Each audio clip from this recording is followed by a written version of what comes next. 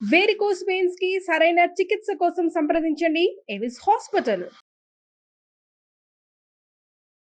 నమస్తే. Welcome to Suman TV. నేను మీ Suman TV Usha. Actress కస్తూరి.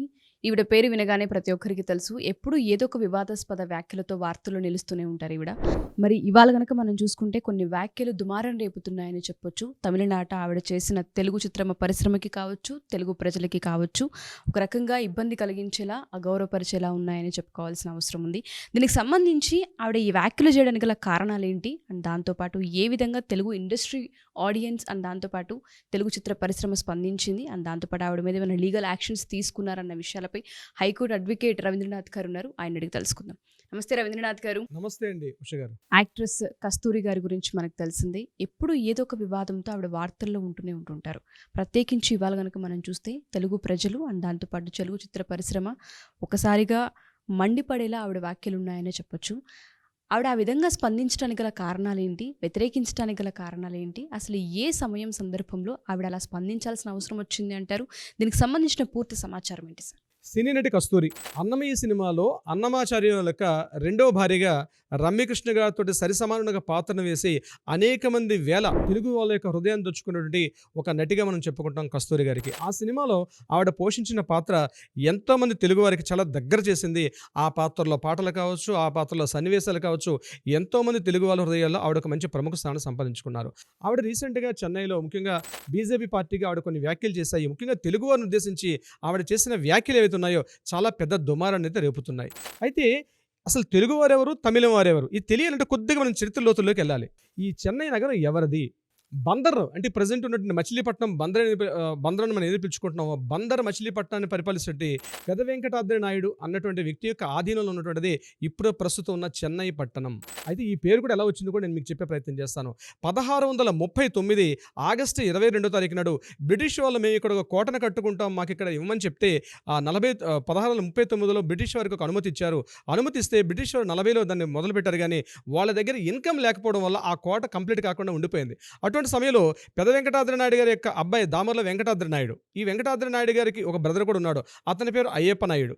ఈ అయ్యప్ప నాయుడు వీళ్ళు కలిసి ఇక్కడ మేము కోట కట్టడానికి మీకు ఇన్కమ్ ఇస్తాం, కానీ ఇక్కడ మా నాన్నగారు అయినటువంటి ఈ చెన్నప్ప నాయకుని పేరుతోటి ఇక్కడ చెన్నై అని పెడితేనే మేము ఇక్కడ మీకు అనుమతిస్తామని బ్రిటిష్ వాళ్ళు చెప్తే ఆ రోజు 1640 అంటే సుమారుగా 1650లో బందర్ వాస్తవ్యులైనటువంటి ఈ సంస్థానాధీశుడు చెన్నప్ప నాయకుని పేరు మీదుగా ఆ చెన్నప్ప పేరు మీదుగా చెన్నై అన్న మహానగరం వచ్చింది.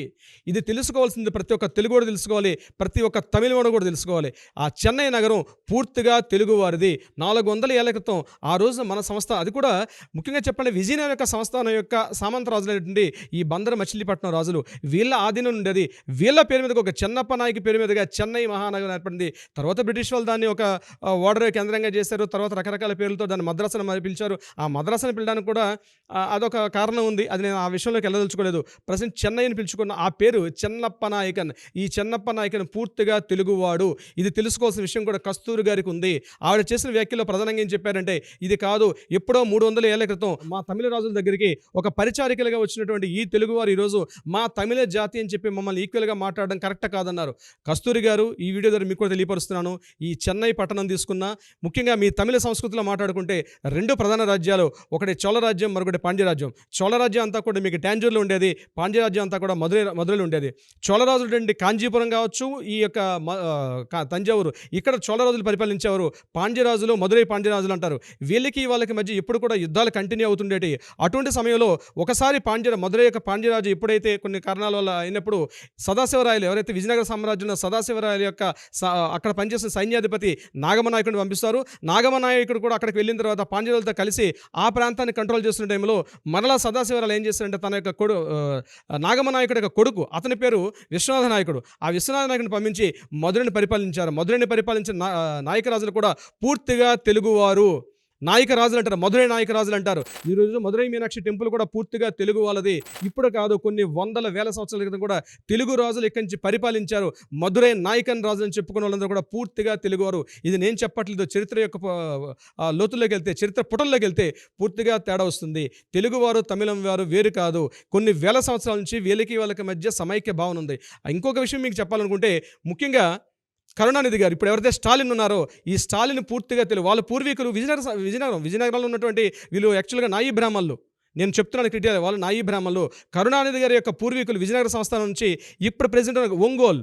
క్లియర్గా చెప్తున్నాను, కరుణానిధి గారి యొక్క పూర్వీకులు ఒంగోలు, ప్రకాశం జిల్లా ఒంగోలు దగ్గర ఉన్నటువంటి చెరువుకట్లపాలెం అనేటువంటి ఆ ఊరు దగ్గర పెళ్ళూరు అనే ఊరు ఉంటుంది. ఆ ఊళ్ళో శివాలయంలో నాదస్వరం వహించుకుంటూ ఎంతో ఉండేవారు. అయితే కొన్ని కరువు కటకాలు రావడం వల్ల ఒంగోలు ప్రాంతం నుంచి, ప్రకాశం జిల్లా ప్రాంతం నుంచి వాళ్ళు ఈ ప్రాంతం నుంచి అక్కడికి మైగ్రేట్ అయిపోయారు. ట్యాంజూరు ప్రాంతానికి వెళ్ళారు. ట్యాంజూరు నుంచి మళ్ళీ చెన్నై వచ్చారు. కరుణానిధి గారి యొక్క తాతగారు, కరుణానిధి యొక్క ముత్తాతల ఆనవాళ్ళు ఈరోజు కూడా మనకు ప్రకాశం జిల్లా ఒంగోలు ఆనవాళ్ళు ఉన్నాయి. స్టాలిన్ గారు కూడా ఇక్కడ వాళ్ళే, అంటే వీళ్ళ వంశం అయినప్పుడు ఇక్కడ ప్రజెంట్ తెలుగు వారి నుంచి ఆనవాళ్ళే మనకే కనిపిస్తాయి. ఈ విషయం బహుశా తెలిసి డిఎంకే ప్రభుత్వం ఉన్నటువంటి వాళ్ళు కేవలం తెలుగు మాట్లాడే వాళ్ళకే పూర్తిగా సపోర్ట్ ఇస్తున్నారు కాబట్టి ఇక్కడ తెలుగు వారు వ్యతిరేకం, తమిళ వ్యతిరేకం అని చెప్పి కొత్త భావాన్ని తీసుకొని రాకండి. దయచేసి ఈ సినిమా యాక్టర్స్ అందరికీ కూడా మీరు సినిమాలో నటినట్లు ఎవరో రాసిన మాటలు, ఎవరో రాసిన పాటలు పాడడం కాదు, మీరు చరిత్ర పుటల్లోకి వెళ్ళండి. అట్లీస్ట్ మాలాంటి వాళ్ళ దగ్గర రండి, చరిత్రను తెలియపరుస్తాం. చరిత్రలో మేము పూర్తిగా నిష్ణాతులు, అందులో పూర్తిగా ఏ విషయాన్ని ఎలా ఉందో కూడా కుండ బద్దలు కూడా చెప్తామండి. ఈరోజు ఇలాంటి దుమారమైన వ్యాఖ్యలు ముఖ్యంగా ఇప్పటికీ తమిళనాడులో మీరు చూసినట్లయితే కోయంబత్తూరు కావచ్చు, సేలం కావచ్చు, ఈరోడ్ కావచ్చు, ట్యాంజూరు కావచ్చు, మధురై కావచ్చు, ప్రతి చోట మోర్ దాన్ 35% ప్రతి ప్రాంతంలో కూడా తెలుగు వాళ్ళు ఉన్నారు.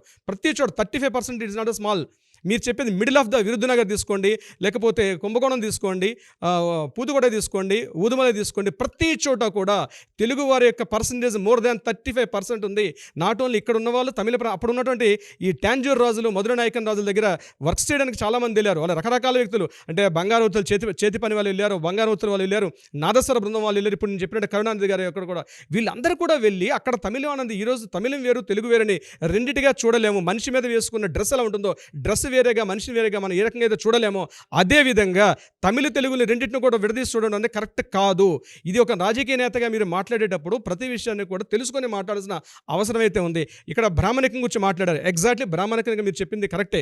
బ్రాహ్మణులు అనేవాళ్ళు ఎప్పుడు కూడా పరుల యొక్క భార్యని చెడుచూపుగా చూడరని చెప్పి, అదేవిధంగా వేరే వాళ్ళ ఆస్తుల్ని కూడా తీసుకోవాలని చెప్పి, ఒకరు ఇద్దరికి మించి ముగ్గురు భార్యలు ఉండరని చెప్పి, మీకన్నా మేము బ్రాహ్మణులు ముందొచ్చాం. ఈ ఆర్య ద్రావిడ సిద్ధాంతం అన్నది దురదృష్టవశాత్తు బ్రిటిష్ వాళ్ళు మన మీద పెట్టినటువంటి ఒక సిద్ధాంతం మాత్రమే. మ్యాక్సిమం పెట్టిన ఈ సిద్ధాంతమే లేకపోతే ఆర్యులు వేరు, ద్రావిడులు వేరు సిద్ధాంతం కాదు. ఇక్కడ ద్రావిడులు వేరు, ఆర్యులు వేరు. అసలు ఆర్య అనే శబ్దమే తప్పుది. ఆర్య అంటే పెద్దవారుగా శబ్దం, బహుశా మనం ఎపిసోడ్లో చేయాలంటే అదంతా ఒక పెద్ద టాపిక్ అవుతుంది. ఉష గారు, ఆర్య ద్రావిడ సిద్ధాంతం అన్నదే తప్పు. అది తెలుసుకోకుండా మీకన్నా మేము బ్రాహ్మణులు ముందున్నాం కాబట్టి మమ్మల్ని ఇక్కడ క్రిటిసైజ్ చేయడం, అంటే ఈడు ఒక బ్రాహ్మణ్ కస్తూరి గారు, సో బ్రాహ్మిన్సం కాబట్టి మమ్మల్ని ఇక్కడ క్రిటిసైజ్ చేయడం కరెక్ట్ కాదని చెప్పి కస్తూరి గారు మాట్లాడే విధానం ఏదైతుందో 100% తప్పండి. ముఖ్యంగా డిఎంకే పరిపాలిస్తున్నటువంటి ఏదైతే ఉన్నారో, ముఖ్యంగా పెరియార్ రామస్వామి గారి తర్వాత అన్నాదురై గారు, అన్నాదురై ఏర్పాటు చేసినటువంటి కరుణానిధి గారు ఇప్పుడు నేను చెప్పినట్టుగా పూర్తి తెలుగువారు. అయితే తెలుగువారు ఎంత మాత్రాన వారు తమిళంలోనే వాళ్ళకి పూర్తిగా ఉన్నప్పటికీ, వాళ్ళు తమిళంలోనే పూర్తిగా వాళ్ళకు 3 తరాల నుంచి తమిళంలో ఉన్నప్పటికీ కూడా వాళ్ళు బేసిక్స్ ఉన్నాయి, తెలుగులో ఉన్నాయి కాబట్టి ఏదో సందర్భంలో వాళ్ళు మాట్లాడి ఉండొచ్చు. అంత మాత్రాన మీరు మాట్లాడే మాటలు ఏదైతే ఈరోజు కస్తూరి గారు మాట్లాడే మాటలు తెలుగు వారికి, తమిళం వారికి భేదాభిప్రాయాన్ని కలిగిస్తూ మాట్లాడడం ఎవ్వరు కూడా హర్షించదగ్గ విషయం కాదు, సమర్థించే విషయం కాదు. దీని మీద ఖచ్చితంగా వాళ్ళు ఒక రిటార్ట్ తీసుకుంటారు, ప్రజలు కూడా వ్యతిరేకిస్తారు. ఈ చెన్నై పట్టణంలో కూడా మోర్ దాన్ 45 to 50% తెలుగు వాళ్ళే ఉన్నారు. మా ఇంటి పేరు అలగిరి వాళ్ళం పూర్తి, అంటే అలగిరి అంటే ఎక్కడ వస్తుంది? స్టాలిన్ గారి యొక్క పెద్ద కొడుకు పేరు అలగిరి, మా ఇంటి పేరు అలగిరి. మేము మధురై నుంచి వచ్చాము. యాక్చువల్గా మధురై నుంచి దివ్యదేశం, వైష్ణవి దివ్యదేశం అనేటువంటి అలహర్ కోయిల్ అంటారు. 108 దివ్యదేశాలు అలహర్ కోయిల్ ఒక పెద్ద టెంపుల్. మధురై నుంచి జస్ట్ ఎగ్జాక్ట్లీ 12 kilometers. మేము అక్కడి నుంచి వచ్చాము మేము పోయి. సో మేము తమిళియన్స్ వేరేగా, మేము తమిళియన్స్ ఇప్పటికీ మాకు మేము మాట్లాడుకుంటాం. ఆ పదజాలలో అన్నీ కూడా తమిళం ఉంటుంది. సో తెలుగు వారు వేరేగా, తమిళం వేరేగా మాట్లాడుకున్నది 100% తప్పు. ఇది ప్రతి ఒక్కరు గుర్తుంచుకోవాల్సిన అవసరం ఉంది. Thank you for the information sir. ఎందుకంటే చాలామందికి మీరు అన్నట్టుగా చరిత్ర ఏంటో తెలీదు. ఒకసారి దాని గురించి తెలుసుకునే అవకాశం కల్పించారని, దాంతోపాటు ఆవిడ ఏవైతే వ్యాఖ్యలు చేశారో అక్కడున్న తెలుగు ప్రజలందరూ కూడా వాటిని వెనక్కి తీసుకోవాలని కోరుకుంటున్నారు. వాళ్ళ డిమాండ్ మేరకు ఆవిడ వెనక్కి తీసుకోవాలని కోరుకుందాం. Thank you sir. Thank you so much. Thank you so much Usha గారు.